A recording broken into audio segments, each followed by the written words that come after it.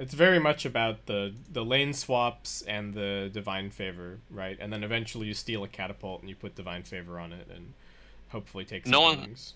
No one's leveling up the penitence anymore, essentially. It's very much a non-factor. It's a 0-4-4 that it tends to go.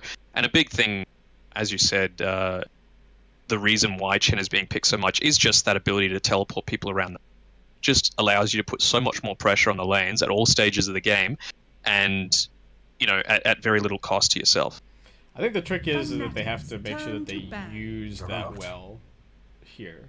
Like, it's one thing in theory to say, oh, you've got these lane swaps and you can drag your other support around the map, or move your carries from lane to lane and give them advantageous matchups that way. But if you don't actually do that, then the hero doesn't end up really meaning anything. Like, he's fairly inconsequential to a static laning stage.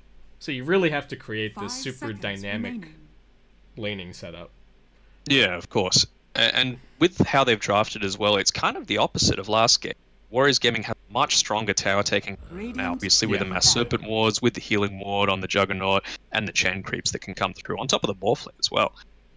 Whereas it's really, obviously, the main tower clicker is the Lifestealer on Fnatic, and not too much else. So yeah, we'll have to see how it turns out for him. So is this now, do you think this is a DJ bat? Is that the plan? Seconds remaining. I like position 4 Batrider, personally. I would prefer to see the Bat 4 Pango 3 than the other way around, or any other consideration. Oh, Meepo banned. Alright, don't want to get Meepo'd. I mean, I guess it's a way to kind of deal with the Omni Slash, right? Meepo, and of course it is an Abed special. Yep. Was that... I think I saw you playing a pub earlier. Was that the position 4 Batrider that you were trying out there? Yeah, that was position 4 Bat. But that was the easiest position 4 Batrider game. Oh, that was like the easiest any position Batrider game in the world. It was Warlock Ursa safe lane, and then they had Mars mid and Monkey King in the off lane. So every single one of their cores is just miserable against Batrider. Yeah. So a little bit different from this situation. The Batrider is quite good against their two supports. Shadow Shaman and Chen don't really have a whole lot to say. Especially Shadow Shaman. He's really miserable as Shadow Shaman when you get like 1 or 2 sticky stacks on you. There's just nothing that you can do. Absolutely.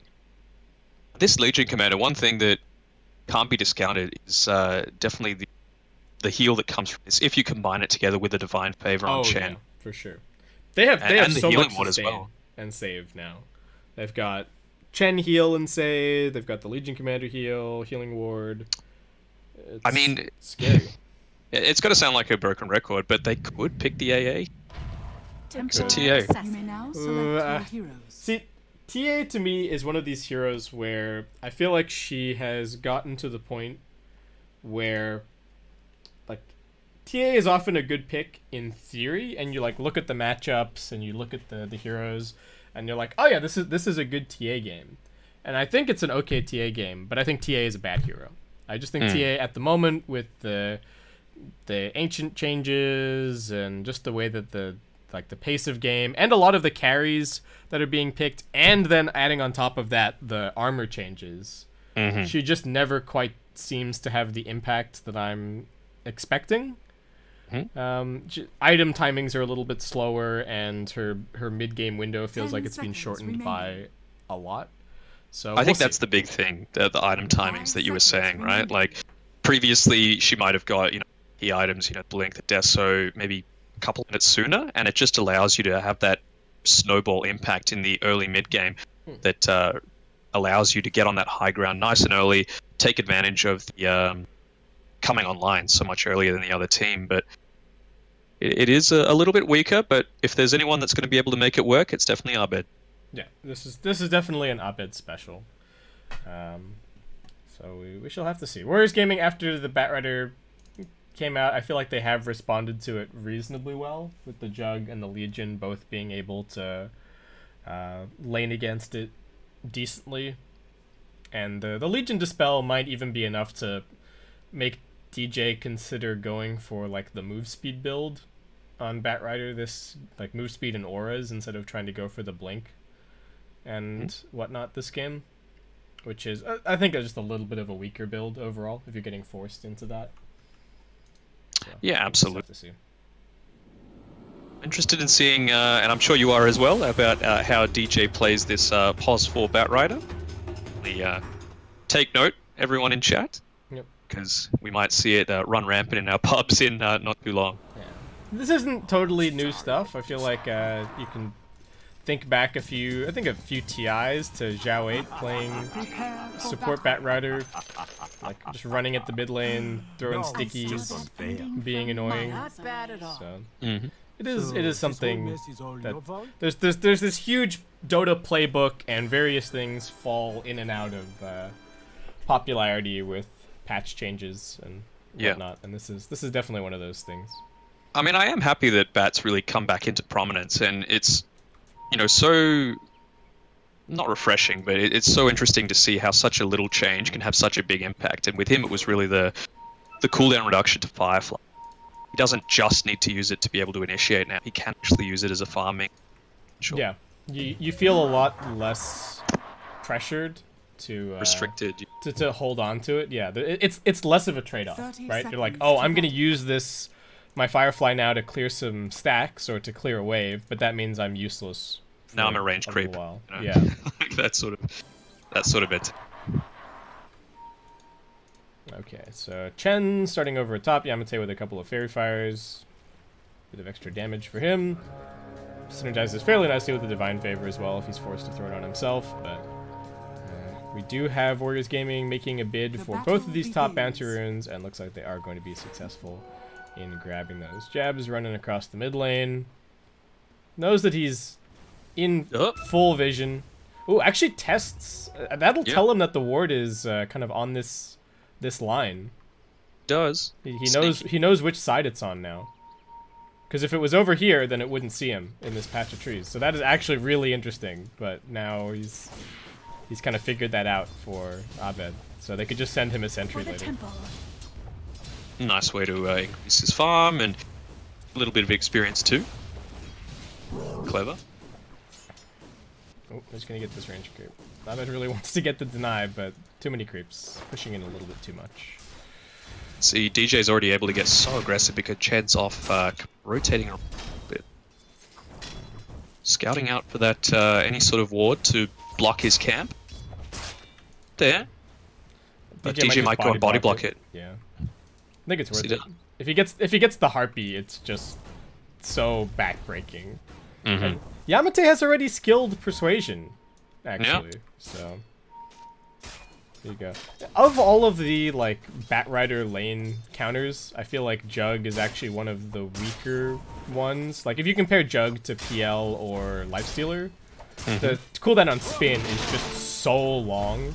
Like if you use this level 1 spin, you're just gonna get obliterated afterwards. So just healing already. Just delays his farm so much, and you know, all of the healing that's being done by this healing warden has to be careful that it gets sniped out. Oh, I got the mud golem. Alright, DJ can take some damage, but yeah. And the healing ward's so bad now. It's so slow. 350 move speed. So I have to be very I think careful. It needed to be. Yeah, it was a little bit ridiculous, to be honest. But Jug has just gotten nerf after nerf after nerf. I think he's another one of those heroes where he still seems decent now, but we're getting to the point where it's like, even if Jug has good matchups, he sometimes just feels like he might be a bit, his overall power level is kind of low, but he's so necessary for a lot of these offlane matchups and like the way that the offlane is currently played that I think he's still going to have a place in the meta. He is, and I feel like he's kind of a victim of the Jack of Trades master of sort of. Yeah. He's always a safe pick. It's happened to Jug in the past. There have been patches where Jug was just like the, oh yeah, we'll just first 2 Jug every game. Like why not? There's absolutely no reason not to. And then eventually he has to get nerfed down to the point where he's not just first phaseable every single time. Now, how do you feel like later on? I really feel like Chuan is going to be able to have a lot of impact if he's able to into this TA and steal the refraction. Yeah, I think this is looking like a pretty good Morphling game. Or this might be a slightly better Morphling game than the previous one. So, oh, Yamate, a little bit of danger. DJ still stacking him up. So Yamate having to sit right underneath the tower.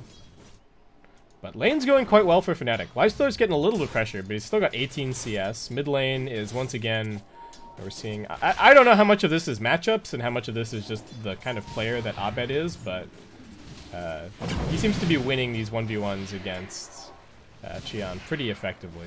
Oh, and he just sideblade spills him for the first blood. Oh, boy. I mean, you can't discount the first 10k in the world, right? Like, he's always going to have a really good matchup, particularly on one of his more favored. Yeah. And he was actually doing a good job dodging out a lot of those side blades earlier on, but, you know, as we saw, he's falling so far behind the last hit count that he'd need to go for a bit more of the risky plays, and he's already back in lane and down so low. Yeah, he's got a salve, but still. I think part of it is that the Morphling is just so slow. He actually desperately needs these boots, because Abed is just landing sideblade after sideblade. Alright, and Ice is getting a ton of experience down bottom, now level 4. Do have DJ retreating all the way back to the fountain. And what is Yamate up to? He's level 2, he's walking around with this mud golem. Could maybe go for a play with the hurl boulder, grab a new creep, throw 2 more hurl boulders, something like that, but it's about the limit of what he's capable of. And Jug continuing to get very heavily pressured. Ooh, DJ, he wants this healing ward, but can't quite get it. Alright, there we go. DD, they're also bringing in the Shadow Shaman this time around, looking to punish DJ. This is what we said they needed to do. They have to use this teleport effectively. I think the bounty rune is actually much more worthwhile than, you know, a single kill, particularly if you have to rotate the Shadow Shaman down for it. This gives a lot more space on this top side of the map. We can see that in terms of the levels, Lifesteal is nearly level 5, and he's doing alright, but... Oh, they push Abed underneath the tower. He's got the refraction once he gets out of the stun, though, so he's actually okay. Stack their disables a little bit there, and oh, more fling. Can we get a Sideblades hit? Abed, I think you could have just run forward and maybe hit him directly, but never mind. He's just trying to bring the hero to its absolute limits, you know. Not working out for him that time. Probably going to back off and go for a shrine in a little bit. Pango in some trouble. Does get the swashbuckle away. Not enough stun from Yamate here. DJ still laying down these sticky stacks. Yamate getting very slow. Oh, and the creep wave arrives onto the tower so DJ can actually go for the dive. I don't think the healing ward's going to help all that much against 7 stacks of sticky napalm. And there you go, DJ grabs that kill. Still has some bottle sips as well to keep himself going. Survived for a long time as well, you know, with that Divine Favor up. He had the 10 stick charges, he had the healing ward ticking on him, but 7 sticky napalm charges and being under Firefly, it's just too much to handle. Alright. Nico Baby looping around on DJ. They actually need to be, he needs to be kind of careful, right? If they get the... If they manage to proc the silence at the same time as he's got a few stacks on him, then the Jug's going to take a lot of damage. Oh, what do we got going on over here? MP uses an Infest to just heal up quickly. Both teams have pretty good vision in this area, so nothing too surprising. They're just running at the Morphling on mid. Here comes the Hex. Morph does still have the Strength Morph available. Actually misclicks on the stun there. I'm going to keep on chasing him.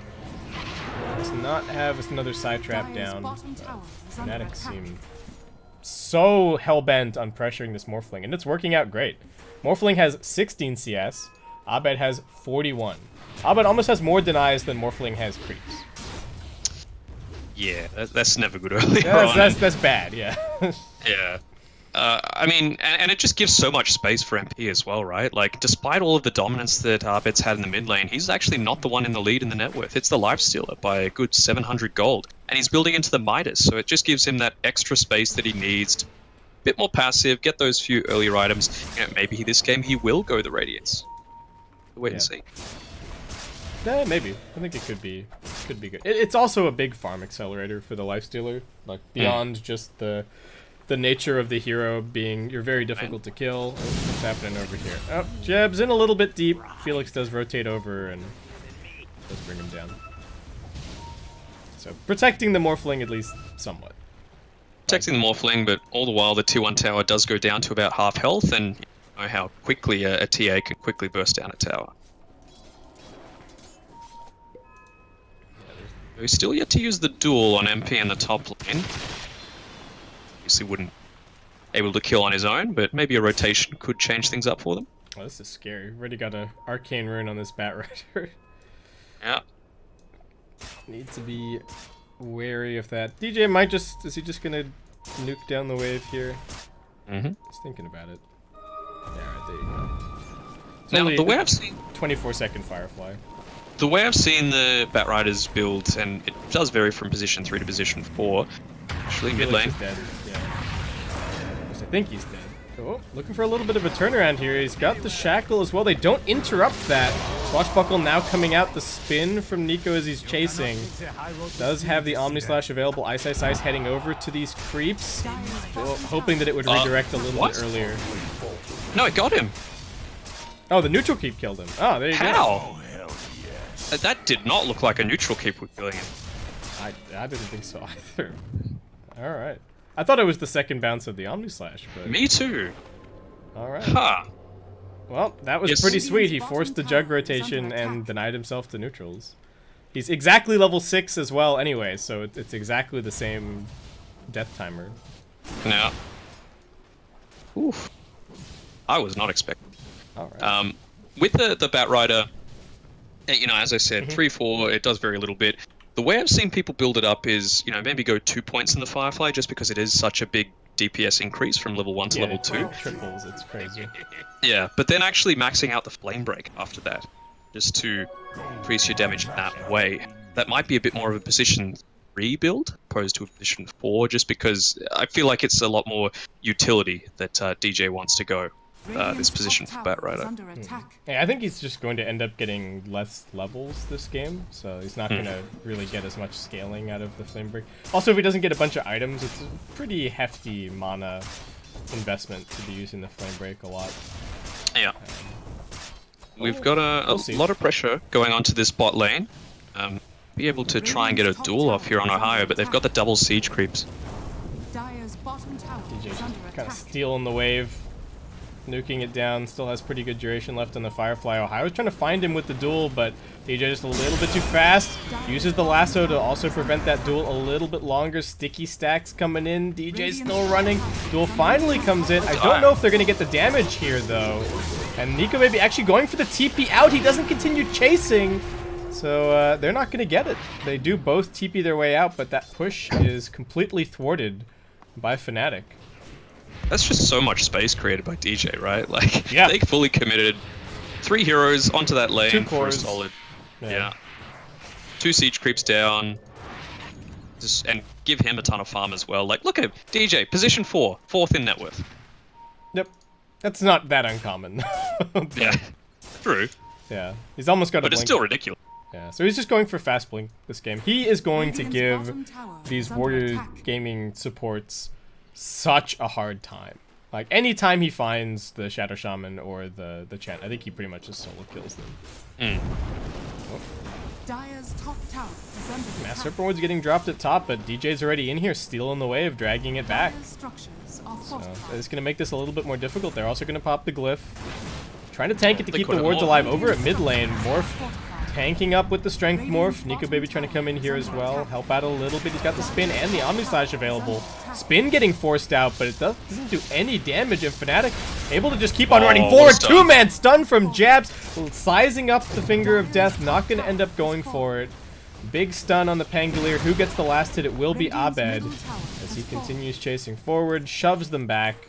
It will end up being a 1-for-1 tower trade across the map. Ooh, I mean, game 1 was looking a lot closer at this point, and you know this is just seeing such domination. Oh no! Jabs. Xion, too greedy for the farm, and now Abed just runs in there as well, finds a second kill. I think domination is the right way to phrase this. This is more of what I was expecting to see from this series. All right, Ohio gonna try for the TP out here. DJ gives him the flicker of hope. Ice is dropping his javelin on the ground. They were BMing Ohio a little bit in all chat at the beginning of the first game, or there were some pizza party jokes and stuff being thrown around, and Ice is keeping that going. And it's like they've actually picked more of an aggressive draft where you want to be having a much stronger time in the early game, but it's been the exact opposite. It's been Fnatic that's won the early game stage. Maybe that was the result of a few dives coming from Fnatic when it shouldn't have happened in game 1, but game 2 they're a lot more measured. Jabs is having a really high impact to DJ, as we were saying, just creating so much space, having a ton of farm, and just look at this poor Morphling's net worth. You know, it's less than half of TA's. Yeah, he's having a miserable time.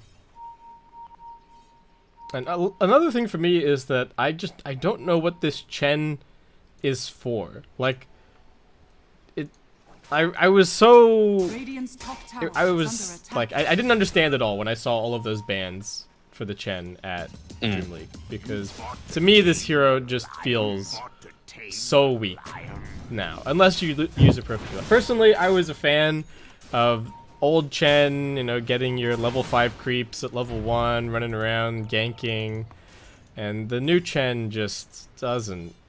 It just doesn't seem to have an impact to me. Like the one time we saw him use the Holy Persuasion, we didn't even think it was good, right? Because they killed DJ and then they lost both of the bounty runes. Yeah. So. And they didn't even, they're not really using it to its full potential. Like, as we were saying before, the real purpose of it is, you know, yes, it's good to be able to have that additional sustain in lane, and yes, it's good to be able to take down a tower with an additional siege creep, but it's the teleportation around the map that really makes it useful. We say that top lane engagement's happening. Oh, they didn't even get the morph strength off. Chion just goes down instantly. Double kill for MP Ohio trying to help out, but he's also going to be brought down. Doesn't even try to run. Fnatic just going to put him in the ground. Maybe you need to pick heroes that can abuse their mana pools a little bit more. Like, you have Skywrath and he spams a bunch of spells and then he TPs home and then Chen TPs him back. Or something. Like, maybe that's the direction that this hero needs to go in, but I'm still yet to see very many games where I'm impressed by the new Chen. Yeah, or maybe something like, I don't know, a Beastmaster, where you are able to actually put a lot of pressure onto the lanes and just, you know, harass out with your boars, for example. Quick rotations like that can take down an objective, but with a Legion, you know, early on, before you get those first couple of key items, you don't really do much of anything. With that, Fnatic taking out the Roche. We've got the Deso Blink Aegis combination on the TA. This is one of TA's strongest power spikes, I would say, in the entire game. So, Abed is large and in charge, definitely controlling the map. Not going to let anybody walk out of this Radiant side, and Warriors Gaming. The space that they control on the map is just getting smaller and smaller. Yeah, really, and that Desolator now, it's going to make it even worse for Warriors Gaming. And meanwhile, we've got Lifestealer, once again, not going to be going for the Radiance build. MP just picking up an Armlet and now going in for a Basher. Certainly a nice item to have against the Legion Commander, potentially. Chen just dies instantly. Felix is only going to take 3 hits from Abed as well, as he finds a double kill. Warriors Gaming, that was not a fight that they could take. No, absolutely not. And you just have to look at Chuan's items, right? Like 3 Wraith Bands and a band of Elven Skin. Isn't really going to have that early game impact, and you can just see they're really flustered. You've got 2 cores both running towards the same lane before they realize, oh, we've actually got nowhere to farm. Fnatic are just choking all points of the map. Really good vision, really good pressure, and just tower pushing. They don't have a clear play to make. Like, the Jug desperately wants to go and use an Omni Slash, the Legion desperately wants to go and use a duel, but they just can't set anything up. Even with the Aether Lens on the Shaman. Yeah. They're just losing this tier 3. Abed's just plinking away at it. Radiant's top tower is Ice here to back him up. Ready to protect if needed. And 2-pronged attack from Fnatic. Mid lane getting pushed in a little bit. When you're able to just walk like this, this path outside of the base, that to me is a huge sign, especially with this tier 2 up, of the position that Warriors Gaming are in. Like, if they can't even control this part of the map, they are in a truly desperate situation. Yeah, absolutely. They've only taken the same number of towers that they had in the early game of game 1, and it just feels like they haven't had a game. Like, look, Yamate's got a wand, or a stick rather, and that's it. That is kind of to deal with a Bat Rider, but what's it progressed into? Nothing. His net worth is 500. And when you're comparing that against what they've got on the side of Fnatic, it's just such a different story. They've built up a drums onto... Alright, they're looking for DJ at bottom. Do they actually have the damage to kill him? They're investing a lot of ultis. Looks like they might just be able to bring it down. DJ looking for some bottle sips, trying to get into the trees. It's only barely enough, but seeing 2 heroes at bottom, Fnatic just going to take this as their opportunity to walk on up onto the high ground. Melee barracks already taking some damage. Ice threatening. They do manage to get everybody back and into position. Nico Baby thinking that the spin is going to help keep him alive. He's only half right. That physical damage doing a lot of work against him. They're running in now. Legion Commander with the Blade Mail active. They don't care about it at all with the open wounds. Jumping into the backlines. They look towards the Shadow Shaman. MP's running towards him. Quick kill. Ice. Now getting the silence and some stuns over onto the Juggernaut. Doesn't even get the Omni Slash off. And this is a G. Yeah, I mean, it's always a bad sign when your net worth lead is approaching the same number of minutes that there are in the game, particularly pre-20 minutes, right? Yeah, and when it's even harder to find farm. Yeah, absolutely.